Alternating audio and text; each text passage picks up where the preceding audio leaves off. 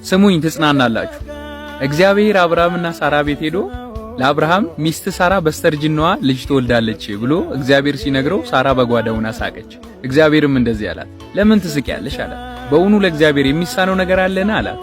አንድ ነገር ልንገራችሁ፣ ኢየሱስ ለአልዓዛር ሊሞት ሲል አይደለም የደረሰለት፣ ሞቶ ነው የደረሰለት። እግዚአብሔር ለዳንኤል ወደ አንበሳ ጉድጓድ ሊጣል ሲል አይደለም የደረሰለት፣ ተጥሎ ነው የደረሰለት። ሲድራቅ ሚሳቅ አብዱናጎም ወደ እሳት ሊጣሉ ሲሉ አይደለም እግዚአብሔር የደረሰላቸው፣ ተጥለው ነው የደረሰላቸው። እግዚአብሔር ጋር አበቃ የሚባል ሰዓት የለም። እግዚአብሔር በፈለገው ሰዓት የፈለገውን ነገር ማድረግ የሚችል አምላክ ነው። ከሰማይ በታች ያሉት ኃይላት በሙሉ እግዚአብሔር በፈለገው ሰዓት የፈለገውን እንዲሰራ ሊከለክሉት አይችሉም። ለዚህ ነው ኢዮብ ምዕራፍ 42 ቁጥር 2 ላይ ሁሉን ታደርግ ዘንድ ቻይ እንደሆን ሐሳብህም ይከለከል ዘንድ ከቶ እንደማይቻል አወቅኩኝ ያለው። እግዚአብሔር ሁሉን ማድረግ የሚችል አምላክ ነው። ስለዚህ በእግዚአብሔር ተስፋ አይቆረጥም። እንደዚህ ያለ ብርቱ አምላክ ነው ያለ። ባበቃ ሰዓትም የፈለገውን ማዘዝ የሚችል አምላክ አለ።